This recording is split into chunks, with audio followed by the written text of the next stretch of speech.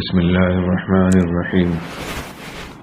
عن ابن عمر رضي الله تعالى عنهما وعنهم أن رسول الله صلى الله عليه وسلم قال: طهروا هذه الأجساد طهركم الله، فإنه ليس عبد يبيت طاهرا إلا بات معه ملك في شعاره لا ينقلب ساعة من الليل إلا قال: اللهم اغفر لعبدك فإنه بات طاهرا.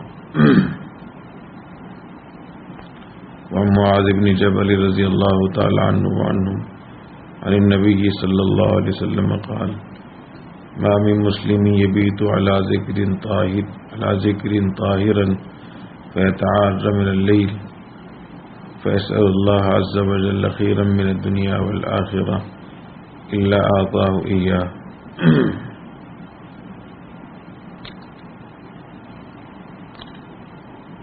حضرت ابن عمر رضی اللہ تعالیٰ عنہ فرماتے ہیں کہ نبی کریم صلی اللہ علیہ وسلم نے ارشاد فرمایا: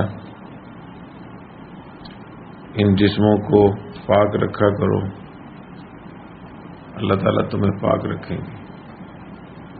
یعنی باوضو رہنے کا اہتمام کیا کرو.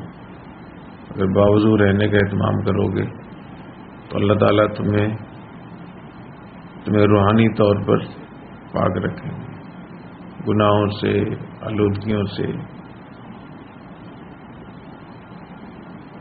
اور طلبہ کو خاص طور پہ اس کا اہتمام کرنا چاہیے.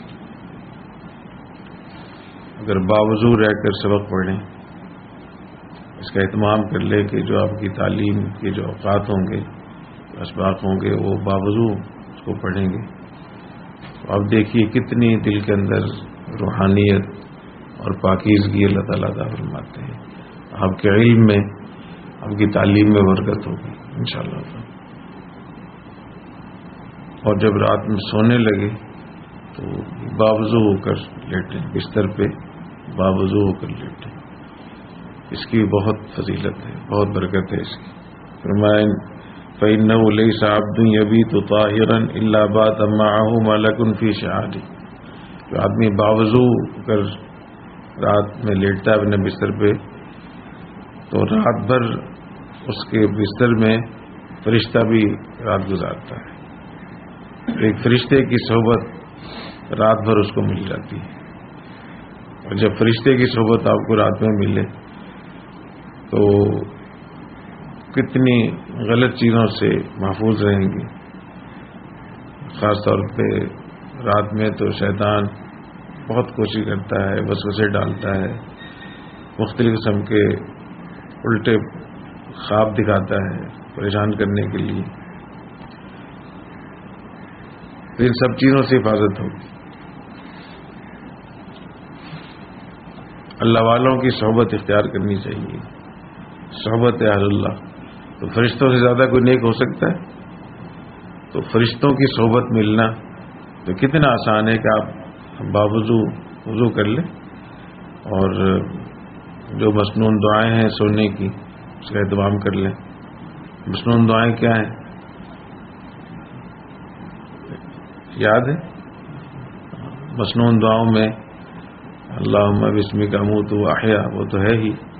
لا الہ الا اللہ وحدہ لا شریک لہ لہ الملک و لہ الحمد یحیی و یمیت وہو علی کل شیء قدیر.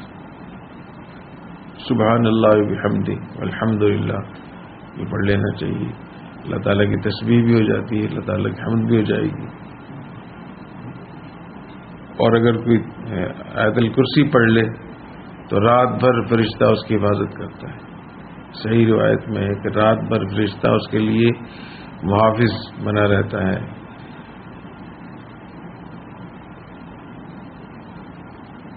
اور اگر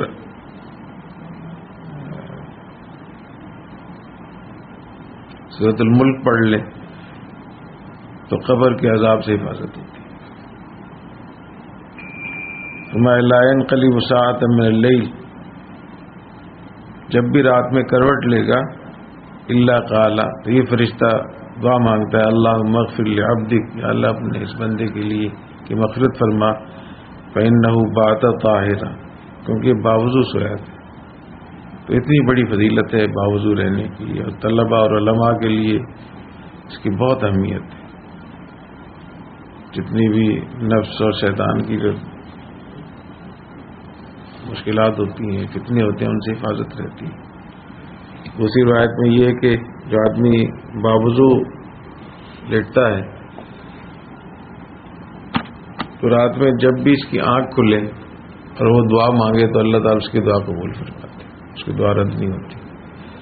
تو دیکھیے سنت کے مطابق رات گزارنے کی کتنی برکت ہے کہ اللہ تعالیٰ طہارت اور پاکیزگی عطا فرماتے ہیں، فرشتے کی صحبت مل جاتی ہے اور رات بھر فرشتہ آپ کے لیے دعا مانگتا ہے، اور آپ اگر دعا مانگے تو اللہ تعالیٰ اس دعا کو قبول فرماتے ہیں۔ اور اس نیک صحبت کی اور اس باوضو رہنے کی برکت آپ کی زندگی میں، آپ کے علم میں، آپ کے مستقبل میں بہت زیادہ ہوگی۔ اللہ تعالیٰ توفیق عطا فرمائے۔ یہ جو ہم کہتے ہیں کہ ہمارے کامیابی نہیں ہے، تو کامیابی تو کچھ کرنے سے ملتی ہے، اور باوضو رہنا کوئی مشکل مسئلہ تو نہیں، اس کوشش کیا کریں۔